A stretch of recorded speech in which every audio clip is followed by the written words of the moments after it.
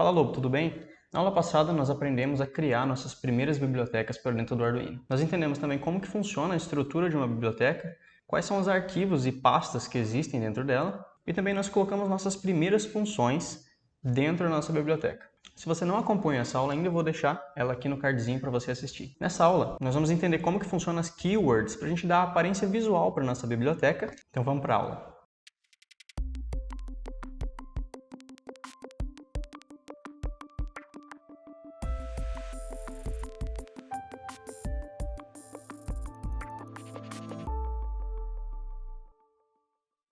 Eu não posso esquecer de pedir para você deixar o seu like aqui, para que o algoritmo do YouTube entenda que esse canal é relevante para você e para as pessoas que gostam do mundo maker e também da programação de Arduinos e microcontroladores. Então, deixa seu gostinho aqui embaixo e vamos seguir para a aula.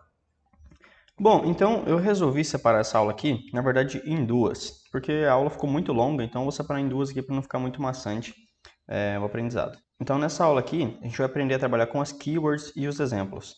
Aí a questão do GitHub e do upload da nuvem eu vou jogar para a aula 3. Primeiro de tudo, a gente precisa entender o que são as keywords e para que elas servem. Então as keywords, elas basicamente fazem a aparência visual da nossa biblioteca. Eu vou abrir um exemplo aqui.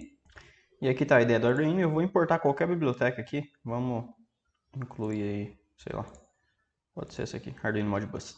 E perceba que, olha só, a palavra Arduino Modbus ela ficou em laranja aqui. Na aula passada, não sei se você lembra, mas a nossa ela não ficava, ela ficava preta. E isso daqui é o atributo de uma keyword. Provavelmente dentro da biblioteca está definido que quando for digitada a palavra Arduino Modbus, ela está contida ali dentro de uma informação de cor e aparência também. Então as keywords eles fazem a ideia do Arduino, e não só a ideia do Arduino, também outras ideias, identificarem que tipo de palavra ou qual que é a classificação daquela palavra que está digitando. Se ela é uma classe, se ela é uma função, se ela é uma variável, uma constante. Então as keywords elas fazem essas definições e de quebra a gente ainda consegue ter uma aparência visual. Além disso, nessa aula aqui a gente vai estudar como criar os exemplos dentro da biblioteca. Então se você perceber aqui, ó, aqui na aba exemplos, para cada biblioteca que tem incluído aqui, perceba que existe um monte de exemplos aqui dentro que você pode simplesmente importar e adequar para o seu projeto. A gente vai criar isso também na nossa biblioteca. E a pergunta é, será que ela vai funcionar na ESP32? Será que ela vai funcionar na ESP8266? Isso aqui é uma questão que a gente vai discutir também. Se você não viu ainda a primeira aula, eu vou deixar aqui no card, aqui no cantinho. E aqui por último, isso aqui ficou para aula 3. Vamos apagar esse tópico aqui porque a gente vai ver na aula que vem. Então vamos lá. As keywords. Basicamente nós vamos usar três tipos de keywords diferentes. A keyword 1, a keyword 2 e a literal 1. Então vamos lá passar ponto a ponto dentro de cada uma dessas keywords aqui. Quando nós utilizamos a keyword 1, ela é geralmente utilizada para classes que você definiu dentro da sua biblioteca. Então não sei se você lembra lá, se você não lembra, eu aconselho você a assistir novamente a aula passada, mas nós criamos a classe pisca-LED lá dentro. Então nós vamos utilizar a palavra keywords 1, para a gente atribuir lá a nossa classe pisca-LED dentro dela. A keyword 2 é utilizada para funções públicas da classe. Então aquela função que a gente criou lá, acende LED, onde ele faz o blink e fica piscando o LEDzinho aqui no Arduino e na ESP também, é utilizada a keyword 2. Então ele também dá uma coloração ali para aquela função. E tem o literal 1, que é usado por qualquer define que seja relevante dentro da biblioteca. Lembrando que define, se você não sabe, é uma definição de uma variável, ou uma constante, que pode ser pinagem, ou pode ser um valor ali que você vai utilizar durante o seu código. Então vamos criar as keywords aqui para a nossa biblioteca pisca-LED. Depois de definidas as keywords e ficar tudo bonitinho ali, a gente cria os exemplos para a biblioteca. Vamos lá. Então eu estou com a ideia aberta aqui, mas eu vou fazer a edição da biblioteca. A biblioteca já está aberta aqui também.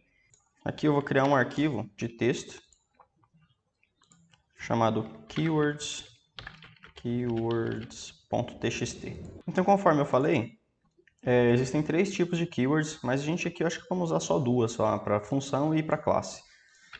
A gente não usa variáveis nem define lá dentro, então não tem por que a gente usar o literal 1. Eu vou abrir aqui também a nossa classe para a gente relembrar o que foi feito lá dentro. Então, se for ver aqui o arquivo pisca-led.cpp, ele tem aqui a classe pisca-led, certo? que é a classe que a gente definiu lá dentro do ponto H. Tem o construtor, pisca-LED, que está aqui, e também tem a função acende-LED. Então, quando eu fizer a declaração do pisca-LED lá dentro do meu código, eu quero que ele tome uma coloração e que ele seja identificado pela IDE como uma classe. Eu vou vir aqui no arquivo keywords e aqui eu vou colocar aqui, quando eu digitar pisca-LED no meu código, eu quero que ele seja atribuído uma keyword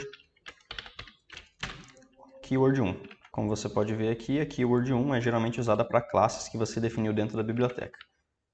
Então, perfeito. Keyword 1 definido aqui no pisca-LED. Além disso, quando eu digitar a minha função acende-LED, eu quero que seja atribuída a keyword 2, que ela é uma função pública. Então, keyword 2. E eu vou salvar esse arquivo, bem simplesinho, eu vou salvar ele agora. Porém, tem uma questão. A IDE do Arduino ela não vai reconhecer ainda as keywords que a gente criou, apesar de já estar aqui dentro da biblioteca e estar aqui dentro da pasta. Então, como você pode ver, se eu vim aqui colocar hashtag include e colocar a nossa biblioteca pisca-LED, .h, você vai perceber que não aconteceu nada, ela não mudou quando eu digitei a palavra pisca-LED. E nem se eu digitar o construtor aqui também vai continuar a mesma coisa. Pisca-LED P. A sintaxe era o pino e o tempo que a gente colocou. Perceba que, apesar de eu ter criado o arquivo keywords, ele não mudou as cores aqui ainda. Isso é porque, nos meus testes, você vai ter que reinstalar essa biblioteca dentro da tua IDE para que ela possa funcionar. E vamos criar um arquivo .zip dela. Por que criar um arquivo .zip? Por que criar um arquivo compactado? Geralmente, quando você baixa as bibliotecas do GitHub, ela vai vir em formato compactado, se você baixar pelo botãozinho de download lá. Então, ela vai vir como um .zip. E a IDE do Arduino, e as outras IDEs também, tem uma classe especial, tem uma função especial ali só para fazer a instalação desses arquivos. Então, a gente já vai aproveitar para conhecer essa função aí. Vamos vir aqui, adicionar o arquivo, e aqui eu vou selecionar, eu estou usando o WinRAR aqui, então eu vou vir aqui e colocar um .zip. Se você estiver usando outro compactador aí no seu computador, perceba que a extensão que a gente vai ter que criar é a .zip. Então eu vou vir aqui, vou adicionar, beleza, ele já criou o arquivo aqui para mim. Aí eu vou lá e vou deletar esse arquivo antigo aqui, essa pastinha que a gente criou. Beleza, com o meu arquivo compactado aqui, eu vou jogar ele aqui para fora, tirar ele da pasta libraries. E eu também já deletei ele lá de dentro da pasta, né? Perfeito, então é sempre bom a gente reiniciar a IDE cada vez que a gente fizer modificações nas bibliotecas, porque a IDE do Arduino ela guarda uma espécie de cache, então ela guarda na memória dela ali as bibliotecas que tem e que não tem. Então cada vez que a gente fizer alguma modificação, não só na nossa biblioteca, mas qualquer uma outra, você fecha e abre de novo. Então eu vou abrir ela aqui, a biblioteca não está mais aqui dentro, eu apaguei ela. E perceba aqui que se eu verificar o código agora, ele vai dar que não existe aqui a biblioteca pisca-LED. Perfeito, então eu deletei ela. Agora a gente pega o arquivo .zip aqui que a gente criou, eu vou extrair ele aqui fora. Você também pode fazer a instalação dele aqui pelo Sketch e adicionar arquivo. Como eu já fiz a instalação da biblioteca uma vez, ele não está me deixando fazer a instalação novamente da mesma biblioteca. Então aqui ele pede para mim substituir a versão existente, ok, mas não existe a versão porque eu apaguei. Então o que eu vou fazer aqui no meu caso? Se o seu computador aceitar pela instalação do zip, tranquilo, fechou, faça por aí mesmo. Se ele não aceitar, é só você descompactar essa biblioteca que você criou, pegar a pastinha pisca-LED que foi criada aqui, cuida para não pegar as duas pastas, tá? Pega só a pasta de dentro. Perfeito. Você copia ela aqui e joga novamente lá para dentro da pasta libraries. Beleza, então ela já está aqui agora com o arquivo keywords atualizado que a gente criou antes. Se você fechar a sua IDE agora, abrir ela novamente e importar aqui, ó, no meu caso já estava até importado aqui, perceba que agora o pisca-LED que a gente criou lá dentro do keywords, ele ficou alaranjado aqui, ó, ficou de forma laranja. Se eu vier aqui agora e colocar também a classe, pisca-LED, a classe P, por exemplo, perceba ali que o pisca-LED ele já ficou laranja também, então ele já entendeu que o pisca-LED é uma classe dentro da minha biblioteca. E ele já atribuiu aqui a coloração laranja para a classe pisca-LED. Então, aqui colocar a porta 13 e o tempo aqui, mesmo que a gente utilizou na aula passada. Legal, mas além disso, lá dentro do keywords, a gente definiu também que quando eu digitasse a função acende-LED, era para ela tomar uma coloração também. Então eu vou vir aqui agora dentro do void loop, colocar aqui minha classe P e vou chamar a função acende-LED que está dentro da biblioteca. Então, vamos colocar aqui acende, underline LED. E olha só que legal. Ele já pegou a coloração aqui de função. Perceba que ele é diferente da coloração aqui da classe. A classe é como se estivesse em negrito aqui, ela está um pouco mais escura. Enquanto a função pública, ela fica um laranja mais clarinho. Mas a ideia, ela já entendeu que isso aqui é uma função, já entendeu que isso aqui é uma classe e atribuiu as cores aqui para dentro de cada uma delas. Se eu verificar esse código aqui agora, vamos ver se está tudo correto. Perfeito, compilação terminada, então ele já está aqui sem nenhum erro na biblioteca, já está com os keywords configurados. E agora nós vamos criar o exemplo aqui dentro da biblioteca. Então, conforme eu falei, o Arduino só vai reconhecer as keywords depois da instalação novamente, tá? Então não adianta você ficar modificando as keywords ali e ir lá no código sem fechar e abrir a IDE, ou sem deletar e instalar novamente a biblioteca, que a IDE ela não vai reconhecer.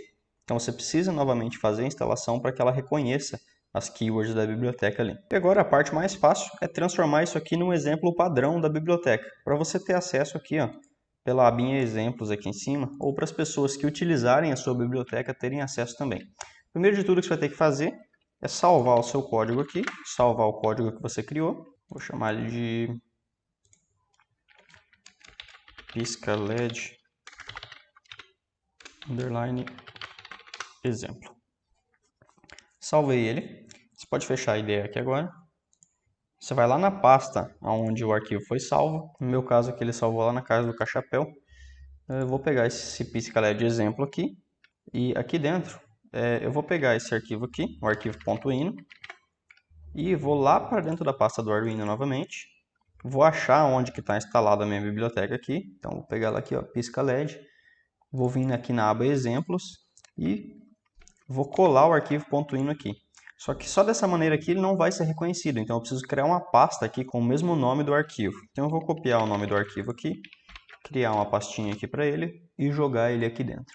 Então ficou assim, ó, libraries, a biblioteca pisca LED, dentro da pasta de exemplos tem aqui o meu pisca LED underline exemplo. Dentro da pastinha pisca LED underline exemplo tem aqui o .ino, que contém o código que a gente criou. No seu caso, a pasta vai ter que ter o mesmo nome do arquivo, tá? Sempre a pasta tem que ser o mesmo nome do arquivo. E depois que você fez isso, perfeito. Só você fechar a IDE, no meu caso aqui já está fechado. Vou abrir ela novamente.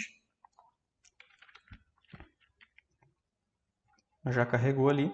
Agora se eu vier aqui, ó, arquivo, exemplos, e eu encontrar minha biblioteca aqui, pisca LED, perceba aqui que já tem uma pasta exemplos e ó, pisca LED exemplo, carregada aqui dentro.